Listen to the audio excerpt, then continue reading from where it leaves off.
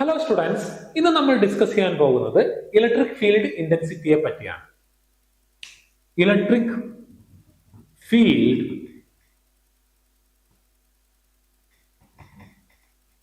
Intensity.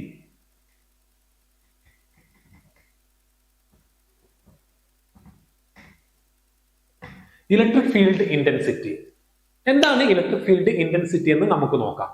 നമ്മളൊരു plus Q charge ഇവിടെ വെക്കുകയാണ്. അങ്ങനെ ഒരു പ്ലസ് ക്യൂ ചാർജ് ഇവിടെ വെക്കുകയാണെങ്കിൽ അതിനു ചുറ്റും ഒരു ഇലക്ട്രിക് ഫീൽഡ് ക്രിയേറ്റ് ചെയ്യപ്പെടും. എന്താണ് ഇലക്ട്രിക് ഫീൽഡ് എന്ന് പറയുന്നത്?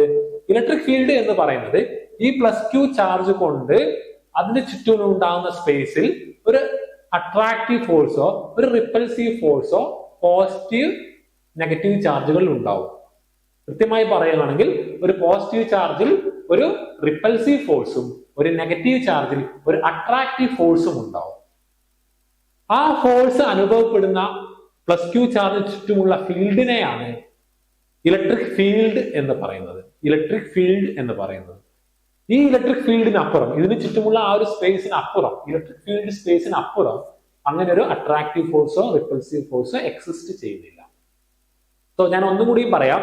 ഇലക്ട്രിക് ഫീൽഡ് എന്ന് പറയുന്നത് region around this plus q charge where positive charge experience a repulsive force and negative charge experience an attractive force. So that region is called electric field. അപ്പോൾ electric field എന്താണെന്ന് കൃത്യമായത് മനസ്സിലായെന്ന് വിശ്വസിക്കുന്നു. ഇനി എന്താണ് electric field intensity എന്ന് നോക്കാം. ഞാൻ already പറഞ്ഞു കഴിഞ്ഞു, പോസിറ്റീവ് ചാർജിന് ഒരു റിപ്പൽസീവ് ഫോഴ്സ് എക്സ്പീരിയൻസ് ചെയ്യും ഈ പ്ലസ് ക്യൂ ചാർജ് കൊണ്ട്. എന്തുകൊണ്ടാണ് അത് റിപ്പൽസീവ് ഫോഴ്സ് ആകാനുള്ള കാരണം? എന്തുകൊണ്ടാണ് റിപ്പൽസീവ് ഫോഴ്സ് ആകാനുള്ള കാരണം? അതൊരു ഫണ്ടമെന്റൽ ഫിനോമിനൻ ആണ്. പോസിറ്റീവ് ചാർജ് നമ്മൾ റിപ്പൽ ചെയ്യും, നെഗറ്റീവ് ചാർജും നമ്മൾ റിപ്പൽ ചെയ്യും, പോസിറ്റീവും നെഗറ്റീവും തമ്മിൽ അട്രാക്ട് ചെയ്യും. അതൊരു ഫണ്ടമെന്റൽ ഫിനോമിനൻ ആണ് നാച്ചുറലി. സോ ഈ പ്ലസ് ക്യൂ ചാർജ് കൊണ്ട് ഒരു പോസിറ്റീവ് ചാർജിൽ ഒരു റിപ്പൽസീവ് ഫോഴ്സ് എക്സ്പീരിയൻസ് ചെയ്യും. ഓക്കെ, ഒരു റിപ്പൽസീവ് ഫോഴ്സ് എക്സ്പീരിയൻസ് ചെയ്യും. ഒരു പ്ലസ് 1 കൂളം ചാർജിൽ ഒരു റിപ്പൽസീവ് ഫോഴ്സ് എക്സ്പീരിയൻസ് ചെയ്യും. ആ റിപ്പൽസീവ് ഫോഴ്സ് എത്രയാണോ അതിനെയാണ് ഇലക്ട്രിക് ഫീൽഡ് ഇന്റൻസിറ്റി എന്ന് പറയുന്നത്. അത് എത്രയാണെന്ന് നമുക്ക് നോക്കാം. എങ്ങനെ നോക്കാം? ഇത് Q1, ഇത് Q2. This is distance r. So according to Coulomb's law, the force between these two charges is 1 by 4 pi epsilon 0 Q1 Q2 by r square.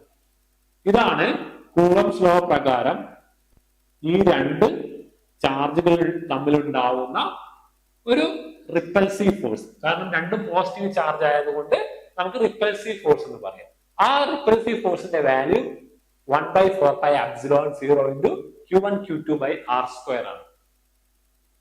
ഇനി ഈ പ്ലസ് ക്യൂ ചാർജിന്റെ ഈ ഒരു പോയിന്റിൽ ഞാനൊരു പ്ലസ് 1 കൂളം ചാർജ് വെക്കുകയാണെങ്കിൽ, ആ ഡിസ്റ്റൻസ് r ആണെങ്കിൽ,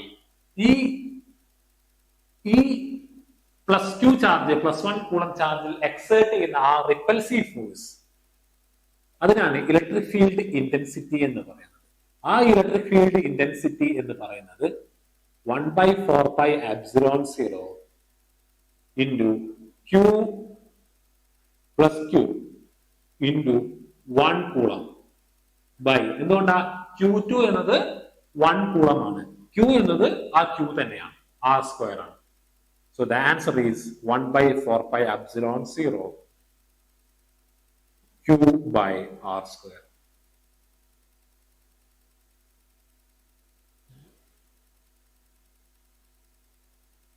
ഇതാണ് ആ equation. 1 by 4 pi epsilon 0 Q by r square. ഈ ഇക്വേഷൻ നമുക്ക് വേറെ രീതിയിലും എഴുതാം. Epsilon E equal to K into Q by r square, where K എന്ന് പറയുന്നത് 1 by 4 pi epsilon 0. ഇതിന്റെ വാല്യൂ ഫ്രീ സ്പേസിൽ 9 into 10 raised to 9 ആണ്, ഫ്രീ സ്പേസ്. സോ ഈ എപ്സിലോൺ 0 എന്ന് പറയുന്നത് permittivity of the free space.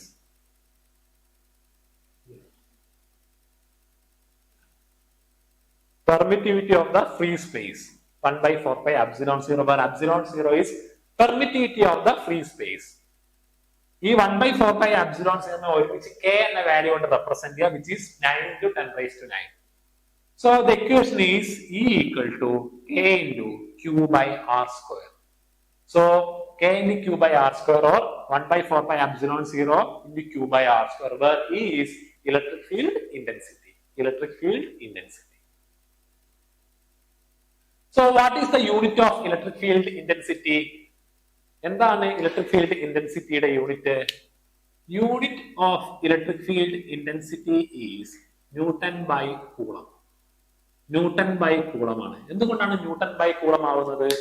കാരണം ഒരു യൂണിറ്റ് ചാർജിൽ അനുഭവപ്പെടുന്ന ഫോഴ്സ് ആണ്. അതാണ് ന്യൂട്ടൺ ബൈ കൂളം എന്ന യൂണിറ്റ് അതിന് വരാൻ കാരണം. നമുക്ക് വേണമെങ്കിൽ electric field intensity is equal to F by Q എന്ന ഇക്വേഷൻ ഉപയോഗിച്ചിട്ട് എഴുതാവുന്നതാണ്. F by Q. F by Q എന്ന ഇക്വേഷൻ ഉപയോഗിച്ചിട്ട് എഴുതാവുന്നതാണ്. Electric field intensity is equal to F by Q. Okay. So this is electric field intensity and ആ ഒരു concept മനസ്സിലായെന്ന് വിശ്വസിക്കുന്നു. ഞാൻ ഒന്നും കൂടി റിപ്പീറ്റ് ചെയ്യാം. ഇലക്ട്രിക് ഫീൽഡ് ഇന്റൻസിറ്റി എന്ന് പറയുന്നത് ഒരു യൂണിറ്റ് +1 കൂളം ചാർജിൽ എക്സ്പീരിയൻസ് ചെയ്യുന്ന ഇലക്ട്രിക് ഫീൽഡ് അല്ലെങ്കിൽ എക്സ്പീരിയൻസ് ചെയ്യുന്ന ഫോഴ്സ്, ഈ +q ചാർജ് കൊണ്ട് എക്സ്പീരിയൻസ് ചെയ്യുന്ന ഫോഴ്സിനെയാണ് ഇലക്ട്രിക് ഫീൽഡ് ഇന്റൻസിറ്റി എന്ന് പറയുന്നത്. അതിന് കാണാനുള്ള equation 1 by 4 pi epsilon 0 into q by r square ആണ്. ഈ ഇക്വേഷൻ എവിടെ നിന്നാണ് വരുന്നത്? കൂളംസ് ലോ എന്നാണ് വരുന്നത്. കൂളംസ് ലോ എന്നാണ് വരുന്നത്. വേറെ epsilon 0 എന്ന് പറയുന്നത് permittivity of the free space ആണ്. ഫ്രീ സ്പേസിന്റെ പെർമിറ്റിവിറ്റി ആണ്. കാരണം നമ്മൾ ഈ എക്സ്പെരിമെന്റ് ചെയ്യുന്നത് ഫ്രീ സ്പേസിലായതുകൊണ്ട് ഇത് permittivity of the free space ആണ്.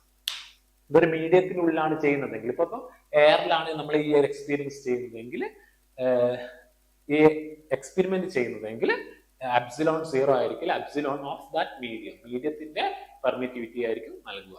സോ ഫ്രീ സ്പേസിലാണെങ്കിൽ ആ ഒരു 1 by 4 pi epsilon 0ന്റെ വാല്യൂ 9 into 10 raised to 9 ആണ്. 9 into 10 raised to 9. So electric field intensity കൃത്യമായി മനസ്സിലാക്കിയെന്ന് വിശ്വസിക്കുന്നു. അതിന്റെ യൂണിറ്റ് ന്യൂട്ടൺ ബൈ കൂളമാണ്. Newton by coulomb. Unit newton by coulomb.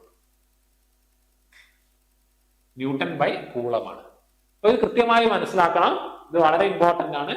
ഇത് കൃത്യമായി മനസ്സിലായിട്ടുണ്ടെങ്കിൽ, ഈ ഒരു കോൺസെപ്റ്റ് ഞാൻ ഇത്രയും ഡിസ്കസ് ചെയ്ത കാര്യങ്ങൾ കൃത്യമായി മനസ്സിലായിട്ടുണ്ടെങ്കിൽ, ഈ ക്ലാസിന്റെ എൻഡ് സ്ക്രീനിൽ ഒരു ക്വസ്റ്റ്യൻ നൽകിയിട്ടുണ്ട്.